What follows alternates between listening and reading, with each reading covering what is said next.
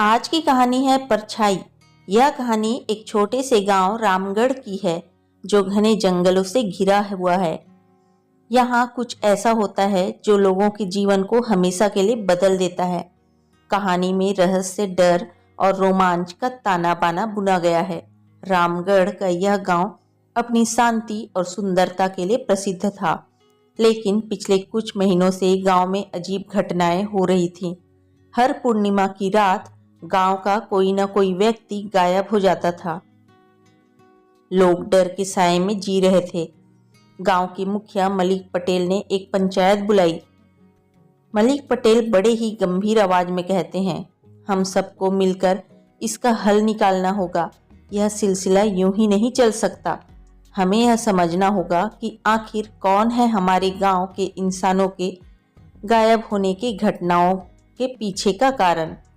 पंचायत में मौजूद एक बूढ़ा व्यक्ति मनोहर डरते हुए बोल उठा, यह कोई इंसानी काम नहीं है, यह जंगल की अनकही परछाई का असर है।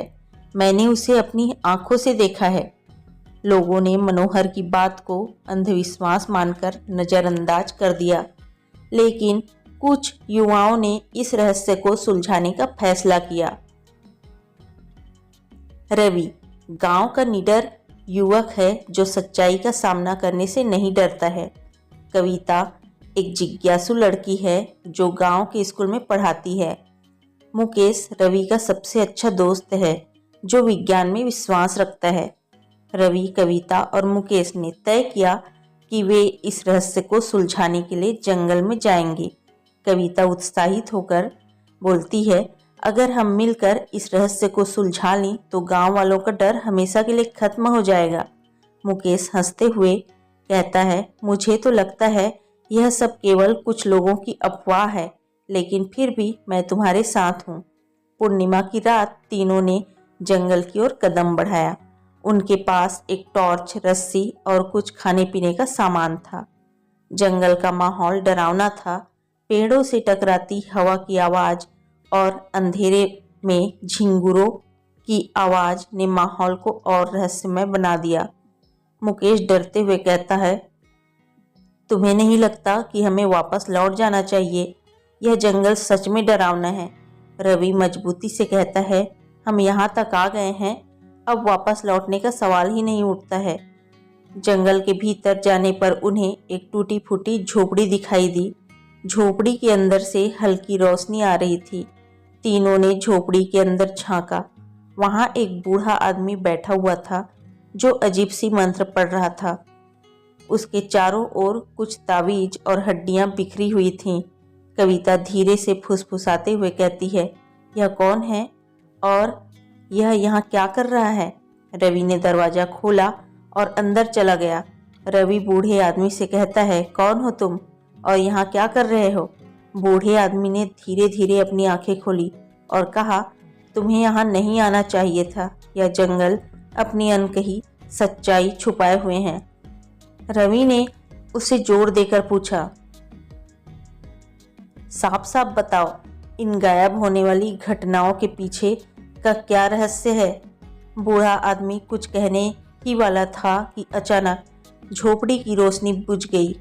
तीनों ने बाहर निकलने की बहुत कोशिश की, लेकिन दरवाजा अपने आप ही बंद हो गया।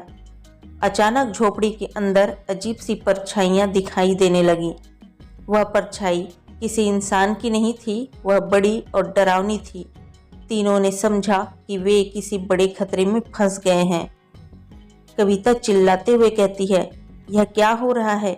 हमें यहाँ से निकलना होगा। बूढ़े आदमी ने कहा, यह वही परछाई है जो गांव वालों को गायब कर रही है। इसे रोका नहीं गया तो पूरा गांव खत्म हो जाएगा। रवि ने मुकेश से कहा, मुकेश, तुम्हारे पास कोई तरीका है इसे रोकने का? मुकेश कहता है, हमें इसे विज्ञान से समझना होगा। यह कोई आत्मा नहीं बल्कि किसी बड़े षड्यंत्र का हिस्सा हो सकता है। जैसे ही परछाई झोपड़ी से बाहर निकली, तीनों ने उसका पीछा किया। परछाई उन्हें जंगल के एक गहरे हिस्से में ले गई, जहां जमीन के नीचे एक गुप्त तहखाना था। तहखाने के अंदर उन्होंने देखा कि वहाँ कई मशीनें लगी हुई थीं। यह सब एक वैज्ञानिक प्रयोग का हिस्सा था। मुकेश हैरानी से कहता है, यह सब क्या है? मुझे लगता है कोई इस जंगल में अवैध प्रयोग कर रहा है। तभी उन्हें वहाँ एक आदमी मिला जो उन मशीनों पर काम कर रहा था। रवि ने गुस्से से कहा, कौन हो तुम और इन मशीनों से क्या कर रहे हो? आदमी ने उन्हें बताया कि वह एक वैज्ञानिक है जो लोगों के दिमाग पर नियंत्रण पाने का प्रयोग कर रहा है। वह अपनी योजना से पूरे गांव को गुलाम बनाना चाहता है। तीनों ने मिलकर उस वैज्ञानिक का सामना किया। उन्होंने उसकी मशीनों को नष्ट कर दिया, लेकिन वैज्ञानिक ने परछाई को बुला लिया, जो असल में एक डरावनी प्रोजेक्शन तकनीक थी। रवि और मुकेश ने समझदारी से काम लेते हुए परछाई को निष्क्रिय कर दिया और वैज्ञानिक को पकड़ लिया। तीनों ने गांव लौटकर पूरी सच्चाई बताई। वैज्ञानिक को पुलिस के हवाले कर दिया गया। गांव के लोगों ने राहत की सांस ली। गांव के मुखिया ने तीनों से कहा, रवि, कविता और मुकेश, तुमने हमारी जान बचाई है। हम तुम्हारे हमेशा आभारी रहेंगे। यह कहानी हमें सिखाती है कि डर और अंधविश्वास के पीछे अक्सर सच्चाई छुपी हुई होती है। हिम्मत और एकजुटता से हर समस्या का हल निकाला जा सकता है। सच्चाई वह रोशनी है जो अंधेरे को हमेशा के लिए मिटा सकती है।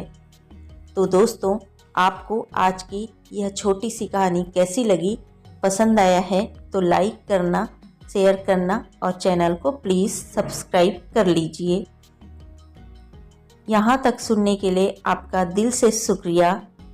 मिलते हैं आपको एक अच्छी सी नई कहानी के साथ। तब तक के लिए बाय बाय।